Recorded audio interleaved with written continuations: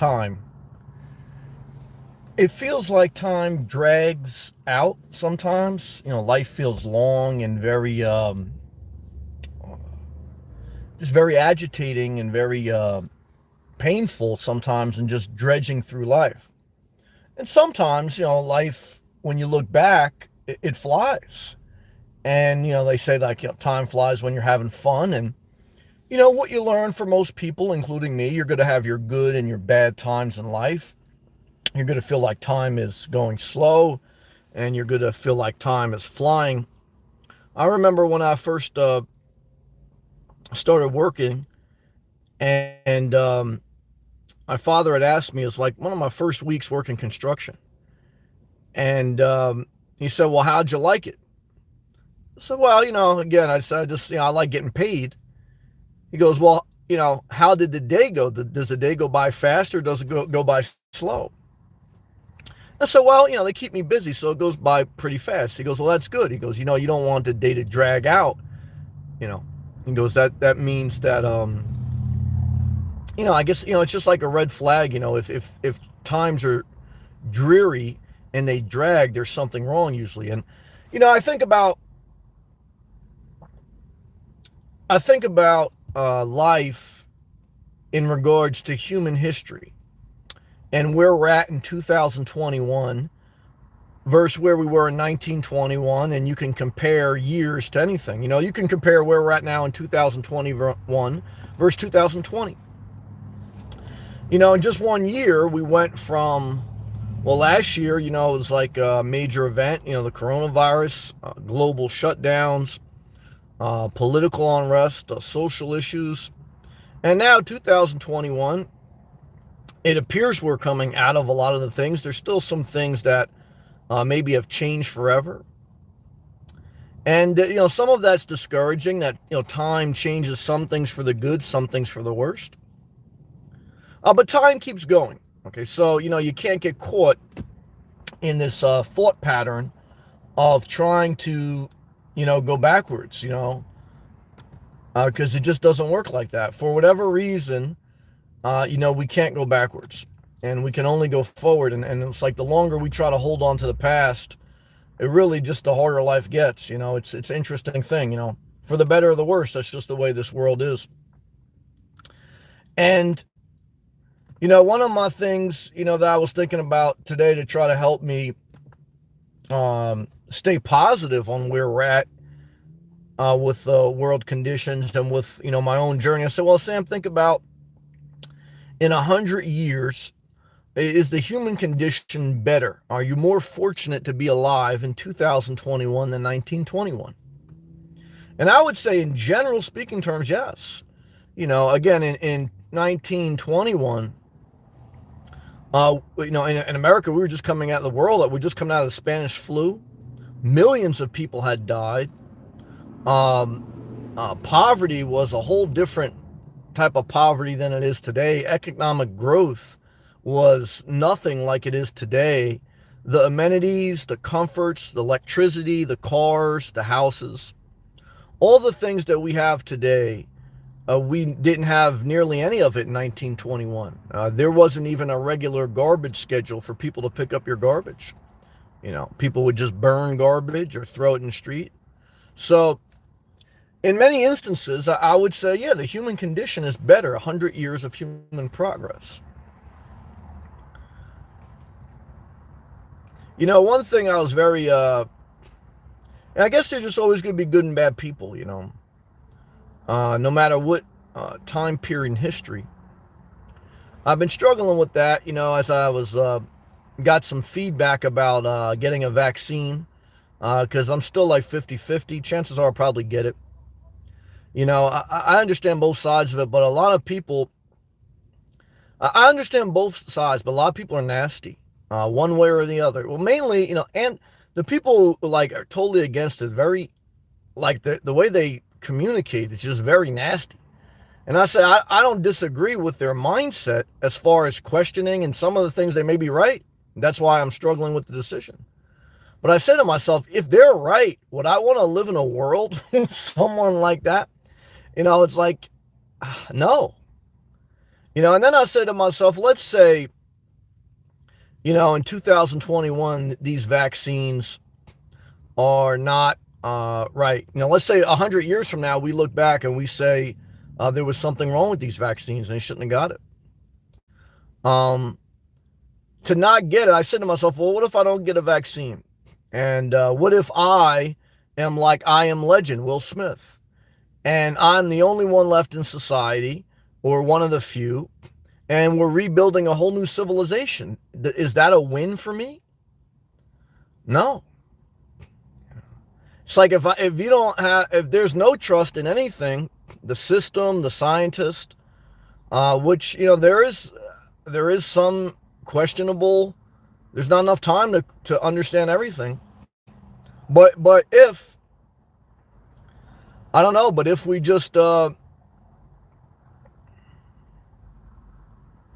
don't know. It's like if you don't trust anyone, if you don't trust your mechanic, if you don't trust your plumber, if you don't trust anyone, which I really don't trust that many people, I really don't. But you never do anything either. It's a tough thing. If someone never trusts you, you never get hired. So in 100 years, is the human? Can the human be trusted more? I don't know. I think there's a part in the Bible where Jesus said he doesn't trust anyone. So does it really change? However, look, I'm sitting here broadcasting live around the world from a phone. Okay.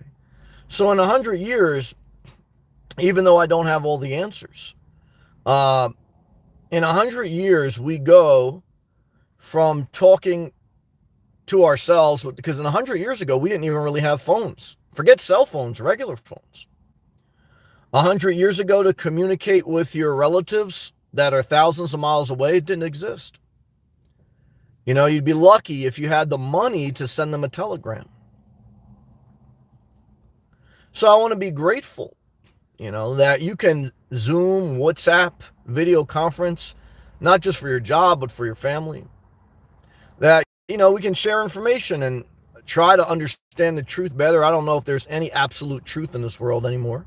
But I do feel you get a better understanding at times. I do feel that a level of a connection, even if it's just virtual, is better than no connection. I mean, I'm a loner. Okay. But I don't think I would have been able to have been a loner in 1921. I wouldn't have had a car. Believe me, people weren't driving cars in 1921. I would have a horse if I was lucky. And I'm not the type of guy who would really want to ride a horse around the country. And many people died from different basic diseases at that time. The medical system, the infrastructure, the stores, the journeys to, develop the West, even in America, developing the West Coast of the country. The journey, many people who took that journey didn't make it because they were just, riding their horse in the new frontier. So, I look at a lot of the towns, even on the Jersey Shore, and you can look anywhere in the country. Wherever you're at in the country, you can look it up. Look, whatever town you live in, this is what I would tell you to do. Google it. That's number one. You can Google something, right? You can get an answer like that. To get information 100 years ago, what would you do? You would ask someone in town. But I would say whatever town you live in, Google the town and the history of the town. And what you're going to find is most towns were founded within 100 years. The town you live in now probably either didn't exist 100 years ago, or it existed and it was just like at the beginning stage. There was no Chick-fil-A. Okay. There was probably no hospital. There was probably no infrastructure, no sewer, no electricity, no power lines, no railroads, no so many things. Other than some of the big cities, a lot of, I grew up in a part of New Jersey, which would be considered Central or North Jersey. And even before I was born, when my parents had came there, it was mainly farmland. But when I grew up, it was mainly a populated suburb. Okay. That was a commuter's haven into the city. So I look at Florida. When I'm in Florida now, a lot of this farmland is getting developed into urban housing, suburban housing. A lot of people commented on from Port St. Lucie and all that. All that used to be basically farmland, agriculture. And if you go west of I-95, that's what a lot of Florida still is. And it's developed. It's developing. 100 years ago in Florida, it was basically just a swamp. Did Disney World exist 100 years ago? I don't think so. ESP, good to see you. She goes, Alaska didn't even have statehood 100 years ago. There you go. Talking about towns. Yeah, thank you. I appreciate that insight, ESP. Very smart. I appreciate you sharing. Yeah, so what does that mean for us, as we sit here and we think on life? Well, whatever you're struggling with in life tonight, I'm still struggling a little bit with where we're at this year, where my life's going to go going forward. Not in a bad way, just in a reflective way. A little bit of concern getting this vaccine. I'm probably going to get it tomorrow as my schedule. But I say to myself, what do I do? Just not trust anyone in society and just, and look, if I'm right and the entire society's wrong, what's the answer? It's like I know Elon Musk, he doesn't believe in the vaccine. But Elon Musk is creating a company to put a computer chip in your brain. So who do you believe? Do you believe Elon Musk, who wants to put a computer chip in your brain and colonize Mars? Do you believe Bill Gates, who used to do software, now he does vaccines? Who do you trust, do you trust Trump, who got the virus? Then I heard he also got the vaccine before he left office. Do you trust Biden, who we don't know what the hell he's on some type of Alzheimer's medicine? I don't really trust him either. I don't really, but then what do? You just do nothing. Either way, the time is going to pass by, and I'm not going to lie. You try to search for the truth. It's like trying to find gold. You grab a bunch of dirt and you cipher through it. But now, even if you got gold, is it more valuable than Bitcoin? That's what changes 100 years. 100 years ago, if you had gold, it would mean a lot. And now, 100 years later, it means something, but American currency and Bitcoin and all these other things, depending on what you're talking about, they mean a lot more. I know gold still has some value, but if you take, gold only has the equivalent value of what it's traded for on the public market, the stock market. It's traded every day, just with U.S. currency too, just with Bitcoin. So 100 years from now, who knows? It probably won't even have a stock market. It may be some other shit. Because 100 years ago in 1921, we didn't even have the Great Depression yet. The Great Depression began in 1929. That was, in 1921, we didn't have Social Security. We didn't have Medicare. In America, we didn't have those programs till after the Great Depression, till into the 1930s, 40s. So, you think about that. If you were a senior citizen in 1921, and we had millions of people die from the Spanish flu, there was no hospitals, there was no Medicare, there was no jobs.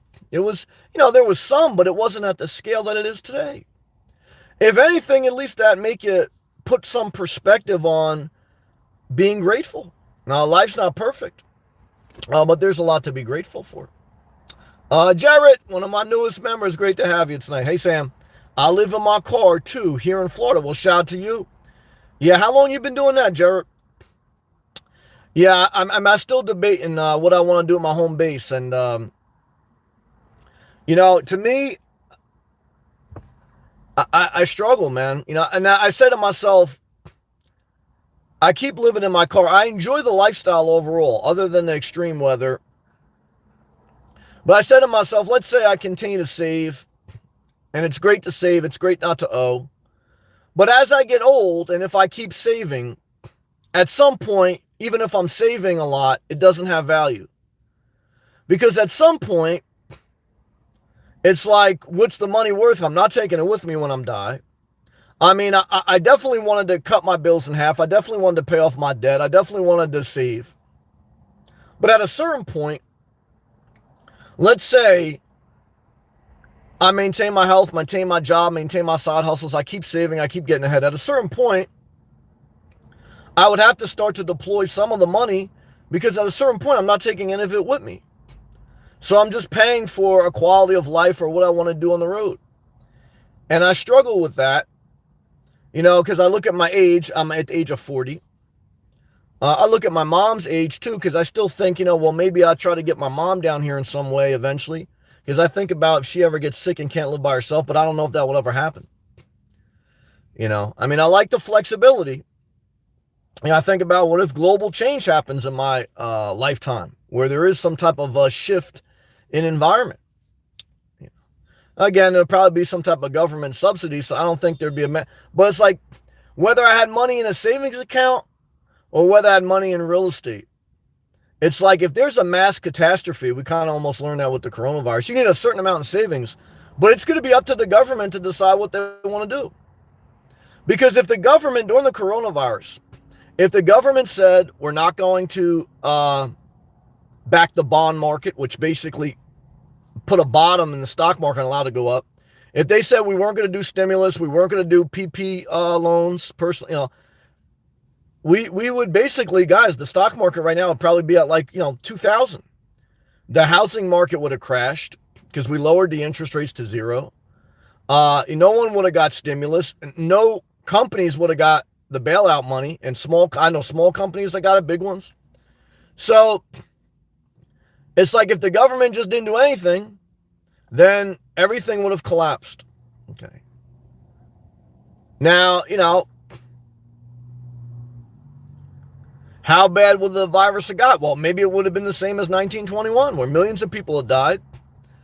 And there is historical fact that can show us if you don't intervene, things can get progressively worse and out of hand.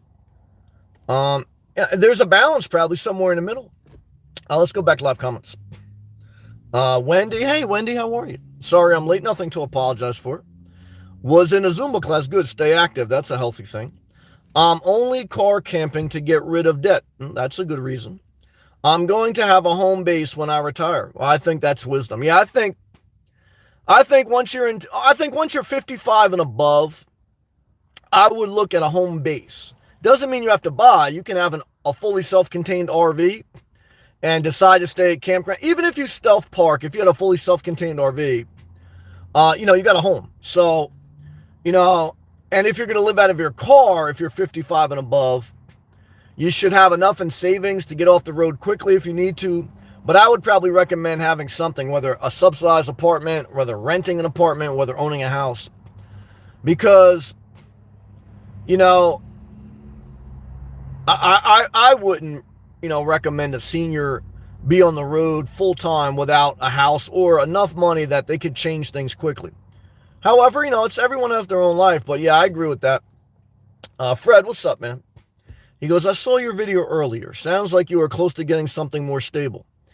Yeah, I mean, I definitely feel close. I definitely feel closer today in 2021 than when I started in 2017. Because someone left a comment on that video today. They said, Sam, well, remember why you started to live in your car. And that should give you some insight. Well, you guys can look back at my playlist, my Nomad playlist. That one of my first videos was, look, I'm doing this to move to Florida, to cut my bills in half, and to simplify my life. And that was it, I even talked about the RV lot possibility. The RV lot's not perfect. I looked at a few. There's a couple that are available. I looked at a small condo last week. I don't think I want a single family house. I like the privacy of a single family house, but I don't want to maintain property. I don't want to mow lawn. I can hire someone to mow it. I don't want to take care of a roof or siding. For my personality, I'm not saying my personality is everyone. For my personality, I don't want to spend my time or resources taking care of property.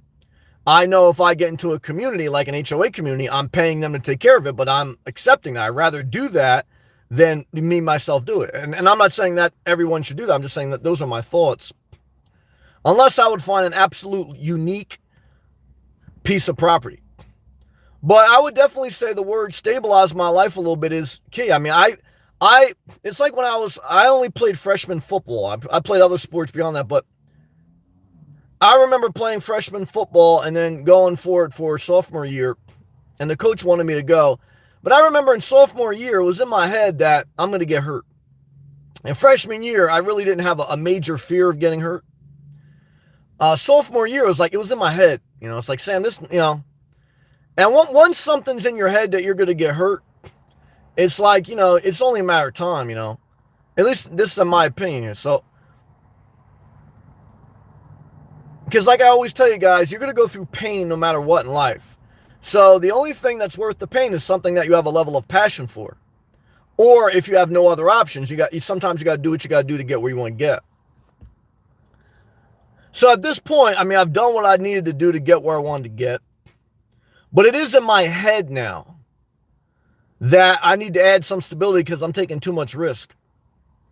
If I get in a car, if I get in a car accident, main thing is probably if I get hurt. I really don't want to be scrambling to get a hotel room or to get an Airbnb if I get suddenly sick or suddenly hurt. I don't want to scramble.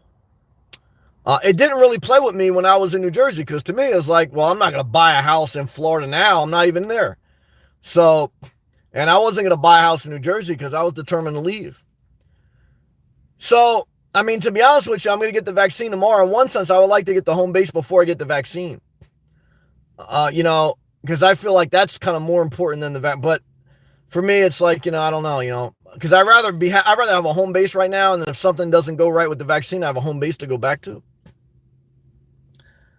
But I would say, yeah, the odds are that I'm probably going to do something this year. Now, if I don't buy property, I won't Airbnb. I'll get a fully self-contained travel trailer, and I'll change my car to a Kia Niro plug-in, hybrid plug-in. Because, I I still keep flexibility. Look, either way, I'm going to give up some freedom. I mean, I'm trying to get around that. In 100 years, is the human more free? Yeah, look, 100 years ago, I would say the average human is more free today than they were in 1921, no doubt. No doubt.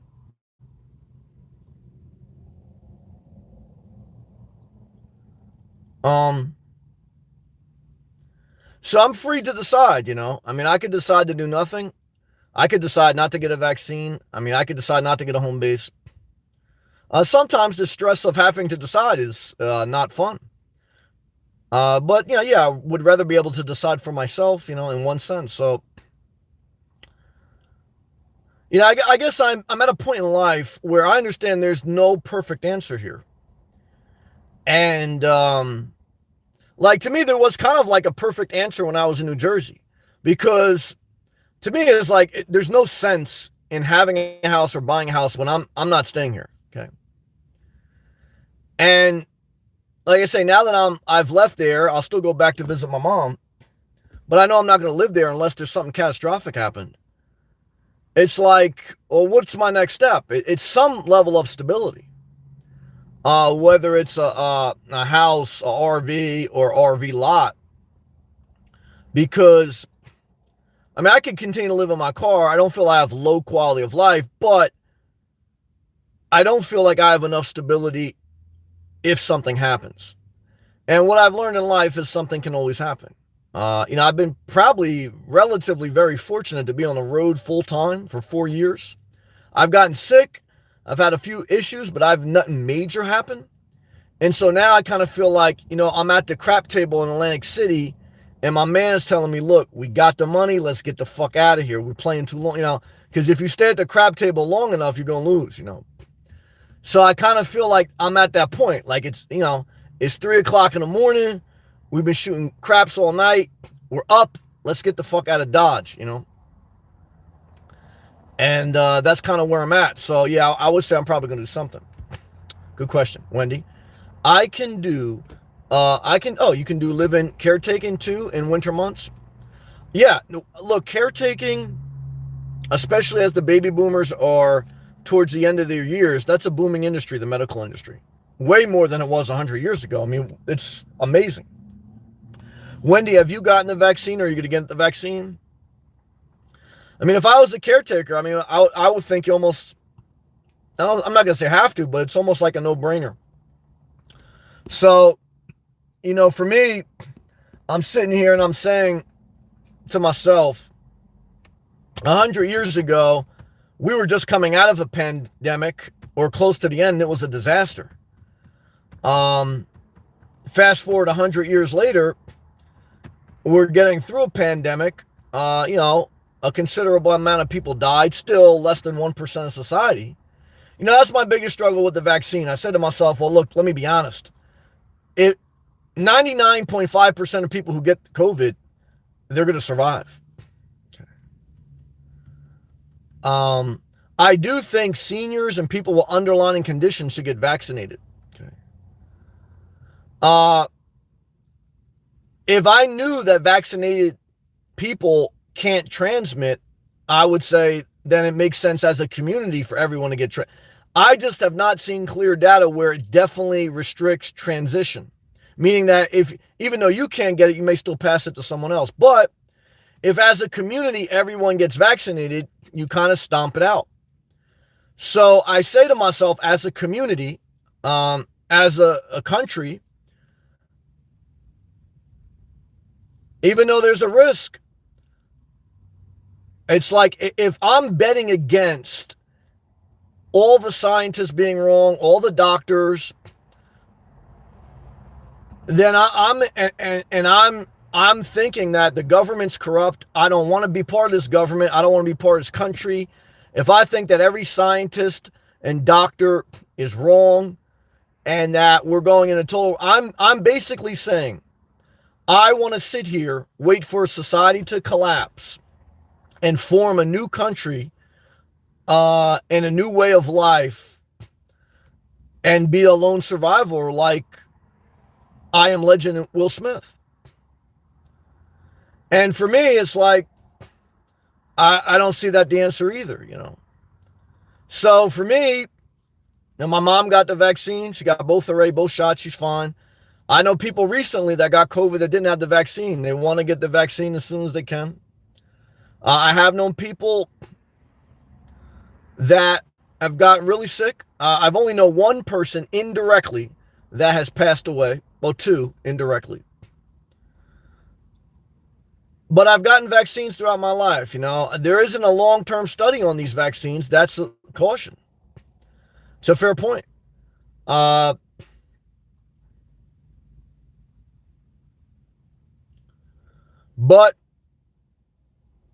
again, if the entire medical community and the powers to be, if they're all leading us astray, I mean, we're fucked anyway.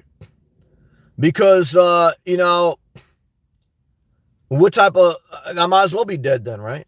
Because I really don't have a desire to be a lone survivor or be a survivor with a bunch of preppers sitting around in Oklahoma and we're going to form a new civilization. I'd rather be dead. So I guess it's just a matter of where you're placing your bets on the crap table, right? Life kind of still comes down to that, to a certain extent.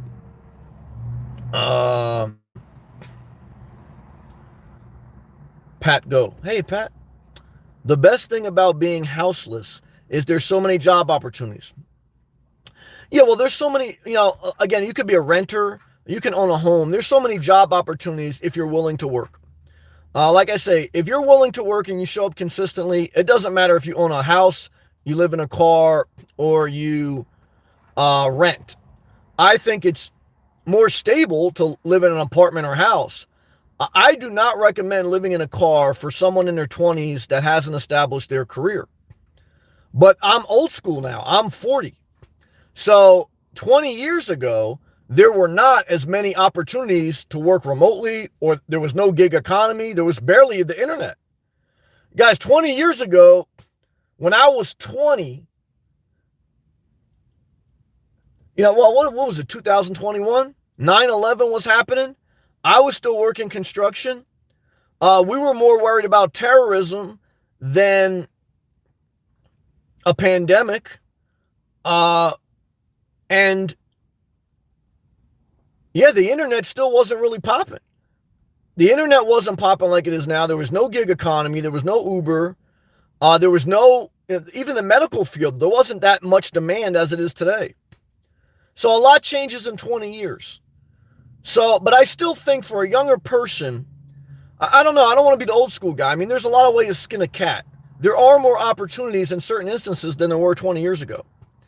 So I would just tell young people, if you're going to live in your car or if you're going to travel around, or whatever you do, just be consistent at one field that has value and build up some type of certifications in an industry that has some type of upward mobility. You can only move so far up in the gig economy. You can only move so far up in certain industries. However, there's no shame in that, but you just have to understand that. And so 20 years ago, there was value a lot more than there is today. There was value in being stable in one area. The value of being stable in one area is you connect with a community, you build your skill sets, you build your knowledge base, and you build a network. If I didn't stay in a community, whether I owned a house or whether I rented, didn't matter. But if I didn't stay in a community for 10, 15 years, my career would not be as strong. My spiritual life would not be as strong. My life wouldn't be as strong.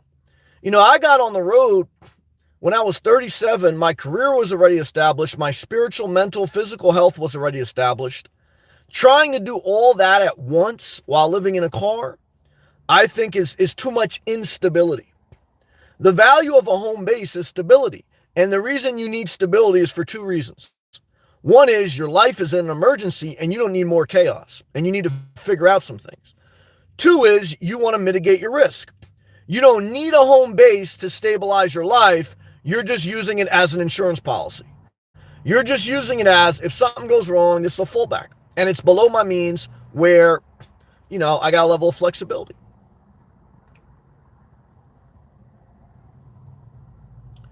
What I've learned on my journey is people hate you either way. Like I said, when I sold my house and I lived in my car, it basically severed my relationship with my father. It severed certain relationships. And when I tell certain people that I'm looking back at getting a home base, it severs that relationship. There'll be people that don't like it when you leave the road, that when you leave your house for the road and when you leave the road for the house. Fuck both of those people. They're shit. Okay. Because what I can tell you is the best people in life, there may be few, they say, look, I may not even understand it, but do what you got to do for you. Whether it's to sell your house and live in your car, or whether it's to get a home base and do your thing. And the reason they're upset with you, the people who are nasty, is because they are insecure and they know they're about to fuck up. And they're scared to do what you're doing, or they want you to do it so it justifies what they're doing. Never live your life to make someone else feel comfortable in their insecure skin. Because if you do, they'll be wagging your life forever. The tail will wag the dog. And it's one of those things where no matter how much progress we make, if you don't feel like you can live your own life while respecting community and basic civility, then, what type of life do you live? Now, if you want to live your own life and you don't give a fuck about community or civility, what the fuck, what type of world would we live in? Okay. What type of world would we live in where there was no thought for the common good or the common neighborhood or it'd be a disaster. Okay. So I can't agree with that philosophy either. Again, I don't want to be in the middle of a backwoods you know, forming a civilization of outlaws. That's not my dream for life. You know, it's not my dream for society. Um, you know, it's my dream for society for everyone to be vaccinated and compliant. You know, well, again, you know, I got certain vaccines. I mean, they're required for school systems to go into. But I understand the point where, yeah, it could go too far. And, you know, then what are you just raising basically a army of thoughtless humans? So I understand both aspects of that. You know, it's very hard to find the balance. I try to search in my own way for balance. And it's very tough to find that balance, to find that truth. Very tough to share your life publicly while you do it. I don't know if it's a good or bad. I question that sometimes. The social media, has it been a net positive or net loss for society? Because that's part of the progress in 100 years, is that we have connected through social media, basically starting with MySpace, then Facebook, Instagram, YouTube, Twitter, etc. Has that been a positive for society or negative? Well, the interesting thing for those who say it's negative, they're trolls and they're on social media saying it's negative. If someone really thought social media was that bad, they wouldn't be on it. So then I said to myself, there's a lot of people that are just instigators. You know, I think social media would be better if they just didn't come on. But, you know, I don't know. I was in a real nice community, a little bit stiff too. You know, I certainly wouldn't want to be in a neighborhood where everything was a train wreck, where there was cars parked on the lawn. There was fucking garbage thrown over. There was political flags all over the place. What the fuck? I don't want to see that shit. You know, you're kind of searching for a community that has some standardization while also has some liberation. Can you find that? Well, very hard to find. Do you find it in an all-night gas station? No. You know, and that's what I said. Like, I don't know, it's just the ability to not be connected to something. You know, there's a give and take. Back to live comments. Now, let me take hydration break first.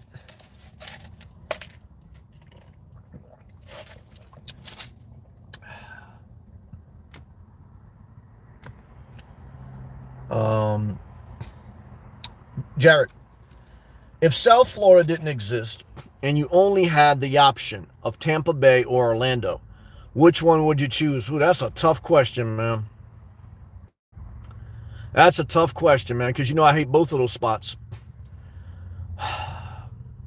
I would say Tampa Bay. And the only reason I would say Tampa Bay is because I'd be close to what they consider an ocean. The Gulf of Mexico is not an ocean, guys. It's backwash from the ocean. There's no strong current. It's just, but Orlando is basically a swampland that only in the past 100 years they erected Mickey Mouse. And when Mickey Mouse was born, Orlando was born. Okay? It became a destination.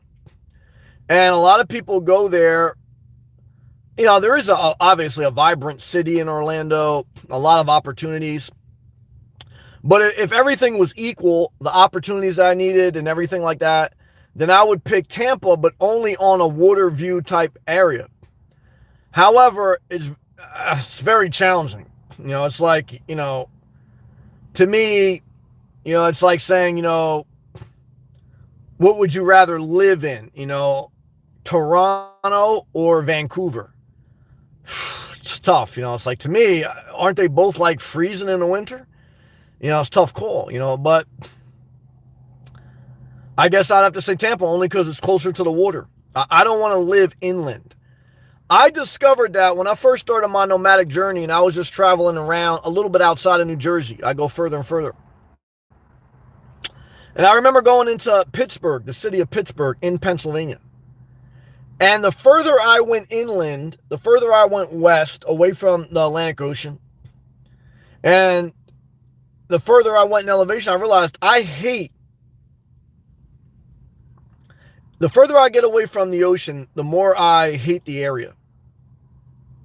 Because there's a stale energy when you get away from the ocean.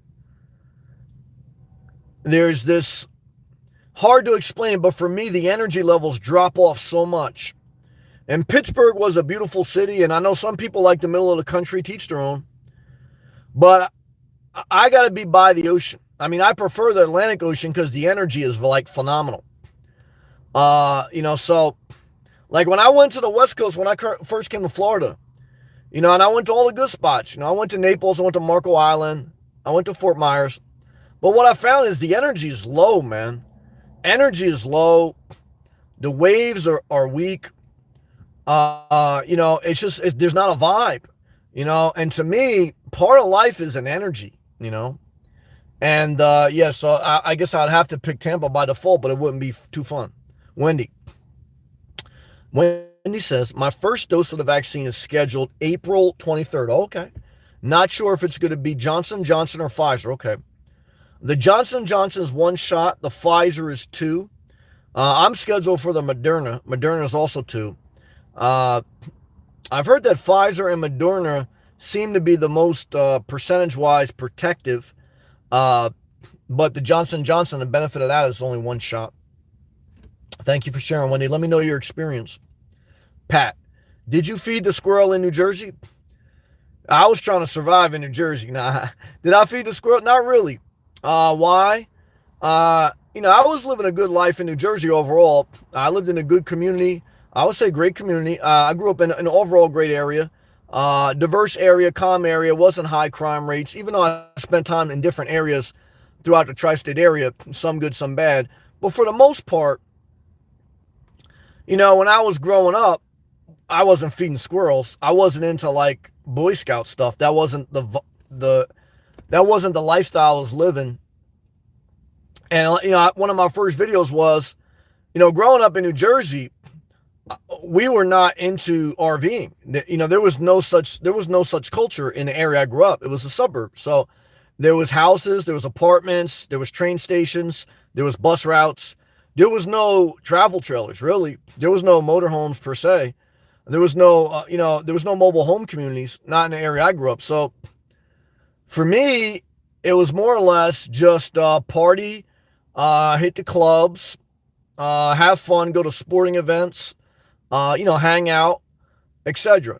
And then when I became of age, it was, after I was getting out of strip club vibe, it was, get my life together, work, I got planted like in a church, get my spiritual life together, get my health together. And then over the course of all that, I don't remember feeding any squirrels. I remember bringing some chicks back to the house and stuff like that, but I wasn't into the squirrel life at that point. The squirrel life is for like the middle-aged guy. I'm reflecting on life now. I'm pretty much like close to a senior citizen. Keith Smith, $2 super chat. Hey, man. Hey, Keith, thank you. Why do I feel this way? Question mark. Why does she stay on my mind? Yeah, why do you chase the cat? It's something in your DNA, man. That's all I can tell you is this. Thank God that we have a vasectomy 100 years later. Because in 1921, you wouldn't even be singing, why do I feel this way? Why must I chase the cat? Something like that. That's what I think you're saying, that song. Why do you chase the cat? Yeah, well, why do you feel this way? Because you haven't masturbated today. Keith Smith, you let me know. If you haven't masturbated today, what you basically do is you go into the psychopath algorithm. What we learned from the vaccines is the vaccines, at least the Moderna and the Pfizer, they do not inject you with the virus. What they inject you with is basically like a genetic code that signals your immune system to create proteins, and the proteins fight like the sticky part of the outer layer of the virus cells or whatever. So your body is a machine. Okay. Your body has a respiratory system, an immune system, a circulatory system, a reproductive system. And the machine has programming. And you are programmed, okay, to reprocreate. It's part of your DNA logic. You see a fat ass, I got to get in that cooch. Okay. However, we've also seen what pure primitive reaction off that programming does. It destroys your life. It destroys communities. It destroys countries. You could look at any country, any civilization, where they just mass reproduce and there is no self-control, there's no thought. It's just, and that's what American did. That's what most unevolved human civilizations did. They reprocreated to get enough people, because one is that the birth rates were a lot lower as far as survival. Most babies were born stillborn or died of disease because you didn't have medical facilities like you did today. So most babies, number one, they didn't make it through infanthood. And that's why many people had several kids in hopes of some will survive. And the other reason there was so much reprocreation was because that's how you made money. You tended the farm. Most of pre-modern civilization, this is post 100 years ago, it was all about making money off agriculture. That was the only hustle. There was no, like you're going to work pizza delivery, you're going to work in IT, you're going to work as a nurse. There was none of that shit. There was, I'm going to have a bunch of kids, and if I can't have kids, I'm screwed. I'm going to have a bunch of kids. Some will survive, some won't. And the ones that survive, we're going to tend the farm and we're going to sell crops off this farm. Because that's all people had to barter and trade was food. And other than that, you were either a prostitute, a cowboy, or a farmer. As much as people hate on the Federal Reserve and world governments, without the Federal Reserve and world governments, we would be sitting here, not online, not on a phone, not debating ideas, not clicking thumbs up, thumbs down. We would be sitting around a farmhouse with a lantern, not electrical grid, not power poles, not a sewer system, not running water, because that's all government infrastructure programs. You'd be sitting there on a farm with your family, and you'd probably be having sex with some people in your family, because there's no free porn. And you'd be over a lantern, you'd be having a lantern, you have enough oil to burn that shit. And I don't know what you'd be doing. You'd be doing like little stick figure entertainment shit. It wouldn't be Inspirational Nomad to entertain you. So we're in a whole nother level. Oh shit, Keith Smith again and my man Hal. Let's get to super chats and back live comments. Keith Smith. It's a new edition song, guys. I remember kind of like the jingle. I just got a snippet at age 23. Yeah, that's that Bobby Brown life. Bobby Brown destroyed Whitney Houston. Okay. How do you fuck up your life? You date a drug addict. You destroy your talent. You destroy your life, and your daughter follows in your footsteps. I want you to Google Whitney Houston. She's from Newark, New Jersey. And I want you to see the damage that dating the wrong person. Bobby Brown is probably the worst influence on Whitney. Whitney did it to herself, but Bobby Brown, bad people. Okay. Never date a drug addict, guys. It never ends well. Okay. So that's, I'll tell you. Love to you, man. Thank you for sharing. Hal went on a nice run walk today. Best thing you can do for your life. Today in a beautiful state park. There you go. Good job. Being in nature brings me such peace. Keep grinding, Sam. Well, thank you, brother. Thank you for staying strong, for not giving up, showing me your character. You're a great person. I think highly of you. I know sometimes, I'm pushing you a little bit, but I love you. You know that. And I understand when you have to just do you. And I love you, and I appreciate you, and I appreciate you sharing. Good to see you, Andre. All right, let's go back to live comments. I read that. Wendy, I'm leaving my apartment in June. Okay. So got time with home base to wait outcome of vaccine. Yeah, that's a blessing, Wendy. Good. Yeah, look, if you, what do you want to do, Wendy? Are you traveling across the country? Or are you going to stay in your state? Are you getting in? Did you say you were getting in just to pay off debt? Was that it? Who had said that? I'm not sure. Someone had just said that. Forgive me, guys. But what I can tell you is that you'll have the stability, and if you're fully vaccinated, society should open up. That's the hope. I know there's no guarantee for the future, but like I say, if all of society's wrong, we're all fucked anyway. Because even as a nomad, guys, we're all part of a community, humanity. And whatever you think or you don't think, You know, no matter how strong you are, we can't do it alone. You can't. And, you know, if you could do it alone, you wouldn't even be watching this. You wouldn't even want to watch anyone. You'd be by yourself with no TV, no internet, no phone. That's why they're fucking frauds. If you don't believe in community, if you don't believe in the United States, if you don't believe in whatever country you're from, whatever humanity, then why are you even watching? Why aren't you by a campground in a campfire by yourself? I'll tell you why. Because you can't handle being by yourself. You hate it. And that's the truth. Okay. Keith, thank you, brother. Bobby Brown Jr. died 2020 from C19. Did he? I didn't know that. Bobby Brown lost 2 kids. That's sad. I didn't know Bobby Brown Jr. died of COVID-19. I ain't sad. Yeah, look, once you mix drugs and all that shit. Yeah, look, I mean, I feel bad for Bobby Brown, but also I don't. Now, he fucked up Tyson, too. When Mike Tyson lost a fight to Buster Douglas, Bobby Brown and Mike Tyson were in the Japanese hotel getting high, fucking the maids. Listen to an interview with Mike Tyson. So Bobby Brown was a bad influence, man. A lot of people. Mike Tyson kind of blamed Bobby Brown for his loss. He said, you know, this guy got me getting high, you know, banging. But he took accountability for it, too. So thank you again. Love to you. Very nice of you. Wendy. Yeah, Wendy, keep pushing forward. I'm proud of you, too, Wendy. You got a good... You know, you're trying to do the best you can. You got a very positive attitude as best you can. So you just keep going forward. You'll figure it out, Hal. Yeah, prayers up for DMX. Did he pass? I heard he's in a vegetated state. So, Pluto. What's up, Pluto? Good to see you, man. I'm so happy in my new apartment. Good for you, brother. Much love. I love you, Pluto, too. I mean, we got good people in here. Look, Pluto, like I tell you, brother, you had a tough year last year, lost your mother, pandemic. You did the right thing by moving from Pennsylvania to California because that's your dream. You experienced the nomad life. And you're doing the right thing now by getting off the road and being in an apartment because you were renting a car for $1,600. Yep, and now he said it. And now you were renting a car for $1,600 a month, and now you're in an apartment.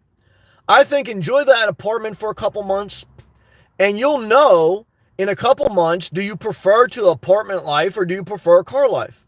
And if you do prefer car life, then like I say, then just buy something if you're going to do it long term. That way you don't not spend $1,600 a month. You're paying more like $600 a month for a car payment. But I think most people, 90%, I think you know, most people in society do not want to, 99% don't want to live. You know, it's amazing to me, like a lot of people say, yeah, why am I going to get the vaccine if 99.5% of society doesn't die? Well, why do you want to live in your car if 99.5% of society does not? It's like, you know, look, it's just, it is what it is, you know. So, like I say, guys, there's no shame in changing your mind. You're going to have to in life.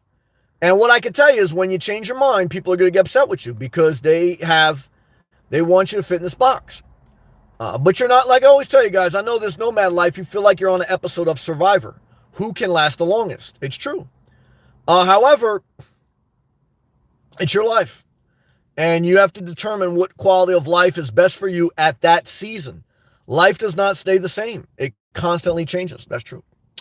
Yeah, and Hal says prayers up for DMX. Yeah, DMX, to me, he helped develop my spiritual life almost just as much as the church life did. And I remember I got in a little bit of a disagreement with my pastors because I wanted to play DMX in the church. Because he had every album, he would have the prayer song or other spiritual songs. And of course, they didn't agree with that. And you know, I respected their church. They were still great people. But I'm trying to tell you that even all the way back then, for me, DMX was always one of those people that even though he's a drug addict, even though he's always struggled, he's always been honest about it. And God still touched his life. He has still touched my life. So now, if I was his son or if I was his family members, if he was toxic, I may not be around him. Even though I respect DMX and I believe God touched his life, and he shared his life with others. It helped society. I also acknowledge that if he was my father or if he was my friend, I would probably not be around him because he's toxic. Not as far as his soul per se, but when you're a drug addict, there's a certain lifestyle you live. And to be around that, for me, is just like being around secondhand smoke. I can't be around it. It's just too negative energy, so there's too many algorithms that lead to bad things, so I try to say that because I think it's very important that someone can still bless you in a tremendous way and you can still love them, but you can also still say, I can't be around them. They may not understand that, but if they love you, they do. If they don't love you, they're a piece of shit. They're not a piece of shit. I say that with like a little bit of a, intensity. Look, it's just that they're just, everyone's got to figure out their own life. That's it. Okay. But, I'm trying to make the point like that. Don't let someone make you feel bad because you can't have them in your life. If they do, then they're a piece of shit. Because then they're basically saying that, oh, you're too good to be around me. No, look, I got to do what's healthy for me. If you love me, you understand that. If not, what are you going to tell me? Here, take this hit, take this drink, take this cigarette? Fuck you. Okay. So look, they also got to acknowledge, just like Bobby Brown's got to acknowledge, just like that person at the age of 14 who gave that lace blunt to DMX, they got blood on their hands. Okay. Because DMX told the story when he was 14, his friend gave him a lace blunt. Okay. So everyone, guys, look, the older people, the stronger people, they should be leading the younger people in the right direction. And if they didn't, that's fine. But then when you become of age, you have to figure out, well, what's bullshit and what's real. I remember the movie South Central. And at the end of this movie, this guy had lived a street life. He got out of jail and he was raising his kid. And he told his kid everything they told us in the street was bullshit. And you can apply that to anything. You can apply that to a redneck hillbilly life. You can apply it to an urban street life. You can apply it to any life where it's bullshit. Whether they're hanging a Confederate flag, okay, and fucking, anti-society, or whether they're in the middle of the city, okay, and still preaching gang-related shit. You can apply it to human nature. Because out of all the progress humans have made, there is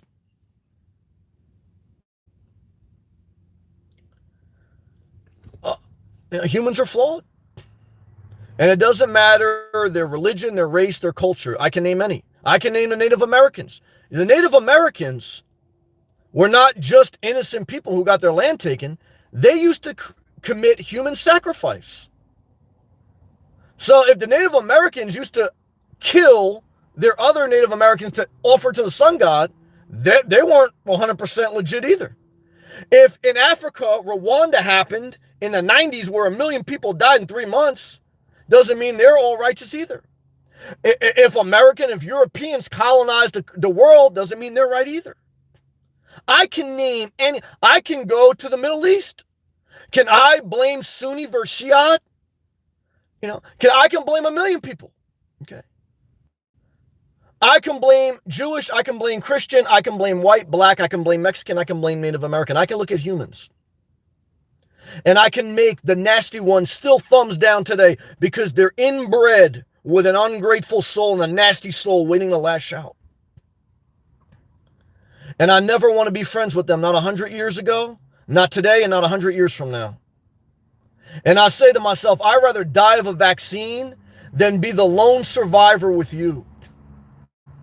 Because you're not the type of people I want to be around. It's not worth living.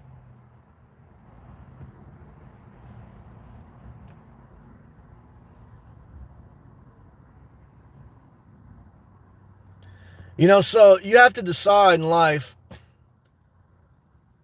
many things. But the main thing is, who do you want to be around? Okay? Never forget it.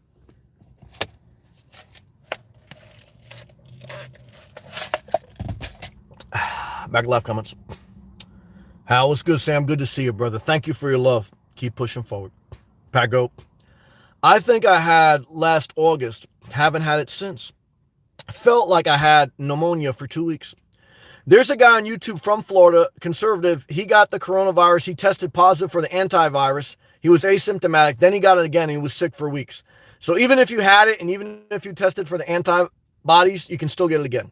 So bottom line is, yeah, there's no exact science to that. Thank you for sharing, Pat. Wendy. I'm a smoker. Not proud of it. I understand I used to smoke cigarettes. So it's not easy. But there are studies saying that nic kills the strand.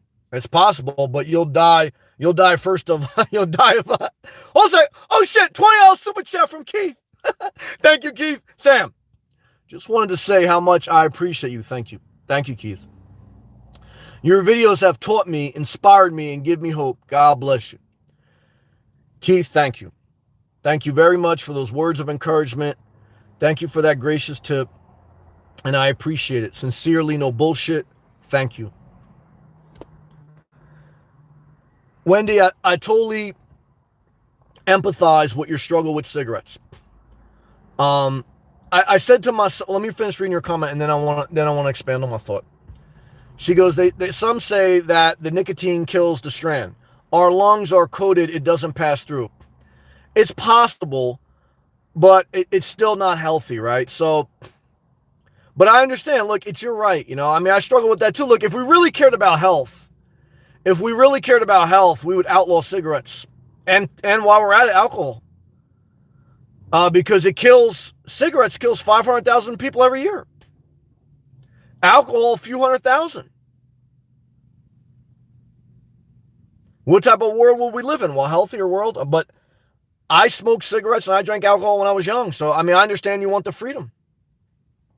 Now, I also understand these are big businesses. And they want the money.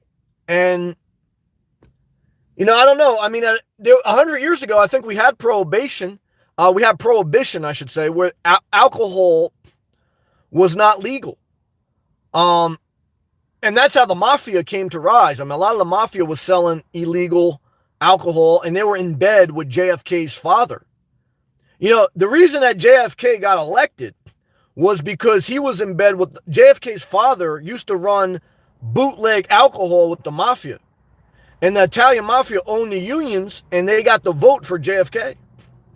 And then JFK, when his son got in office, and they started prosecuting the mafia, supposedly they put a hit on JFK. That's supposedly what happened. I mean, I don't know. We'll see. But, so, I mean, I don't know. You know, you can go back to who do you trust? You know, but again, I don't know. You know, there's no clear answer. You know, do you want to live in a world where you don't have alcohol and you're healthier? Or do you want to live in a world where the reason, I don't know, there's so many different, you know, look, Saudi Arabia doesn't have alcohol allowed in their country right now. I know someone that went to Saudi Arabia last year. There's no alcohol allowed in most places. So I don't know. Do you want to live in that type of world too? You know, I don't want to live in that. Do you want to live in a religious country where you have to believe in religion? I don't want to do that. You know, so it's like, you know, you want the freedom to be able to believe or not, to be able to drink or not. Look, take a vaccine or not, but you don't have a choice to take a vaccine or not with certain diseases, whether polio, whether measles, etc. So there's that thin line, you know. Again, do I think cigarettes should be legal? Nah. I can see alcohol, even though I think alcohol is destructive too. But I think, how do you eliminate cigarettes? I think you grandfather them in. I think anyone right now, you could just say, look, anyone right now, I don't know what the legal age to smoke cigarettes is now, 18 or 21. Whatever age you are, you know, that's it. And the next generation, we just don't allow them to smoke. Now, will that cure? I don't know. I mean, now, you know, weed is legal. Am I happy weed is legal? I mean, it may be a good alternative to some things, but I mean, smoking it still can be good. I mean, I smoke weed. I felt like I was a little bit addicted to weed, and I don't think it really did anything for me other than make me have the munchies, laugh, and make me dumb. But some people may get benefit from it, so it's hard to tell. Thank you for sharing, Wendy. I didn't hear that. Pat, my sound is off. I can't hear you. because I'm in a room where folks watching TV. Oh, I'm sorry. So listening to the replies tomorrow. Thank you. Thank you, Pat. Love to you, and I appreciate your support. You got a great sense of humor. God bless you, Pat. Marcel, 1921 sucked. My great-grandfather was, oh, good to see you, Marcel, by the way. My great-grandfather was indentured servant to his father until he was my age. Wow. He worked on a farm. Well, that makes sense. Yeah, 6 days a week. Good comment. Yeah, that was the lifestyle back in the day. 100 years ago, everyone was a farmer, pretty much. Or you were a king or queen. That's it. Marcel, I'm lucky. I don't need to do anything.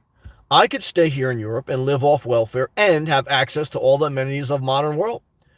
Yeah, I mean, if you're inspired, that'd be great. I mean, but I think that from what you've told me, that your inspiration is to come to America, to live in California, to be a personal trainer, and that's your best life. So, I would go after your dreams as long as you can responsibly do them, because, that's what inspires you. David, hey, David, what's up, brother? Sam, do you swim at the beaches or just walk around?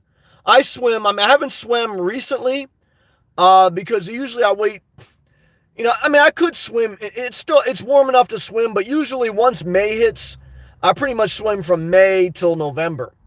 I fully submerge in the Atlantic Ocean. There's some days in the winter, it's warm enough. Like it was in the 80s today, but I haven't been swimming in the ocean. Every day I see the ocean, I walk by the ocean. But pretty much from May till November, I fully submerge in the ocean at least once a day. Good to see you, David. Marcel, the ocean is something special. I agree. Every day I at least got to see it. It's true. Lakes have a low energy too. Yep, I feel that as well. Keith Smith, love to you. Thank you again. Yeah, we answered those questions and those comments. Thank you very much again, Keith Smith. Jared, I'm here for the Latina MILFs and the Latina DILFs. Okay. Florida is perfect. Yeah, look, I mean, for me, I think about what's the alternative, right? The alternative to me is not worth it. Georgia for me is not worth it. North Carolina for me is not worth it. Pennsylvania for me is not worth it. The only other state I could see myself living in is Southern California. Why? It's got warm weather. It's by the ocean. But I prefer the east side. So I'm a Florida guy, tropical guy. Thank you, Jared. Hal, thank you again, brother. I appreciate your tip. It's great to see you. Love to you and appreciation. Pat Go. Was so windy this weekend, I could smell the Pacific Ocean, and I'm in the Midwest. Pat, you got a good sense of humor. God bless you. Andre, great to see you, man. How you holding up, brother? I hope you and your family are doing well. I know you had a trying week. Just keep pushing forward, Andre. One day at a time, brother. Love to you. Thank you.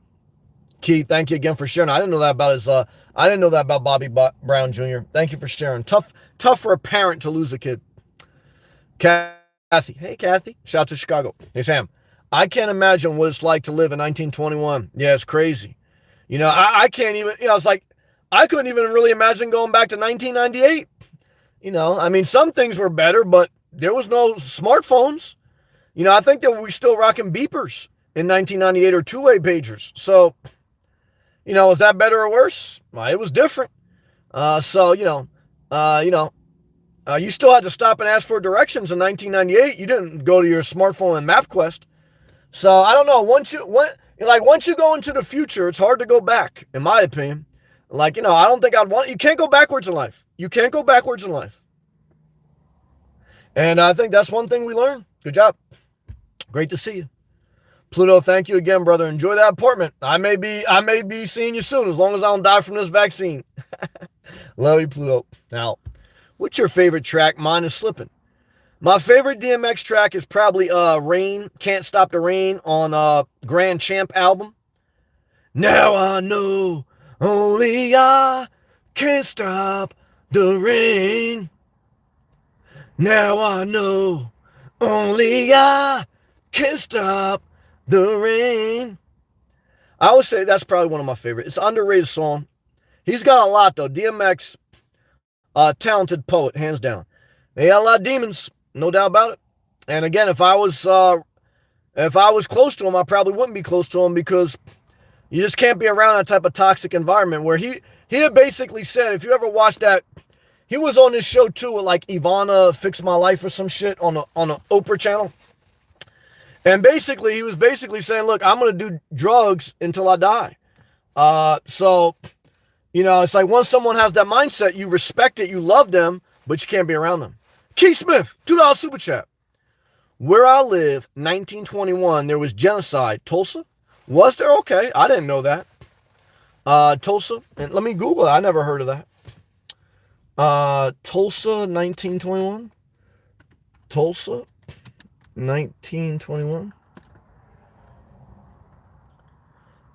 Tulsa, it says, as I Google it, there was a race massacre in 1920, in May 31st, 1921.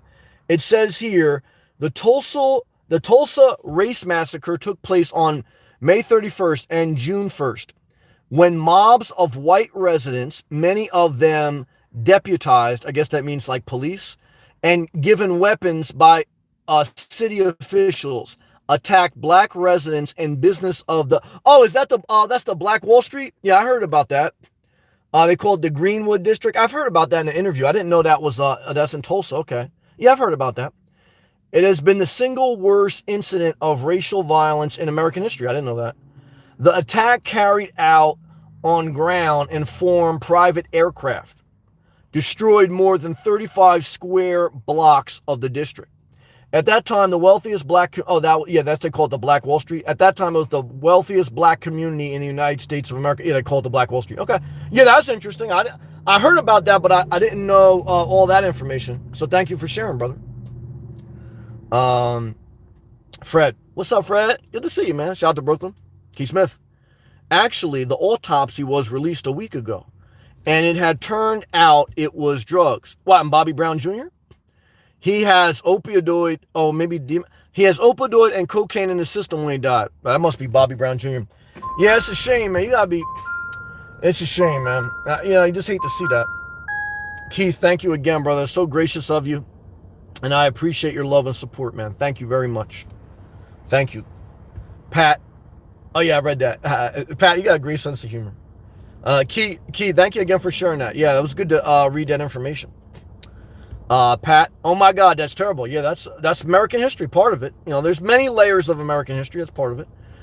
Keith, you said in a video once walking in the sun matters. Oh, definitely. Vitamin D matters. Yeah, all caps. Now, vitamin D too, we have enough science to show that it helps build your immune system and possibly prevent some of the COVID issues. Now, I'm not saying it gives you immunity, but I'm saying that vitamin D is essential for life. And to be in the sun is good for you physically and mentally, and studies show it. So definitely. And then he goes, I cannot agree more. And that's why I want to come to Florida. Well, I was the same way. I'm living in Indiana. Indiana. That's one of my heroes growing up was the Ultimate Warrior. You know him, Keith? The Ultimate Warrior was a wrestler in the WWF. He did videos on YouTube at the end of his life. I used to watch them. I got inspired. And one video he did, Keith, was called It Matters Part 3. And he said he grew up in Indiana and all of his family members were always depressed. And he didn't realize until he got into wrestling, he moved out of Indiana and he traveled the country. And he said he realized that when he was in areas there was more sun and there wasn't these dark, cloudy, gloomy days, that he felt better and was less depressed. And he said then he realized as he got older, he needed to live in an area that has a lot of sun. He ended up retiring and living in Arizona. So I totally agree. I do not think it's healthy for a human to have 6 months of dark, cloudy weather. I don't. That's for me, in my opinion. I agree with you. And then he goes, I cannot agree more. And that's why I want to come to Florida. Yeah, I agree with this. Yeah, and I read, yeah, you live in Indiana. Yeah, that's what Ultimate Warrior said. He grew up and they either said you're going to be a farmer. That's what they told Ultimate Warrior. They said either you're going to be a farmer or you're going to work in a factory. And he said, I don't want to be a farmer. I don't want to work in a factory. Thank God he wasn't born in 1921. If Ultimate Warrior was born in 1921, we would never have doom, doom, doom, doom, doom, doom, doom, doom, doom, doom, doom. shake the ropes and all that shit. So, guys, thank God, okay, for 90s wrestling. Never forget. D, also good for depression, vitamin D. Vitamin D is good for just about everything, in my opinion. You can't get enough D, okay? That's what I tell you. All right, guys and girls, thank you very much for another great live chat. I'm doing the best I can. I'll pray for you. Keep me in your prayers tomorrow with this vaccine. I think I'm going to get it. You'll find out, because if I get it, I'm going to do a video of it. I'll see you tomorrow. All right, peace.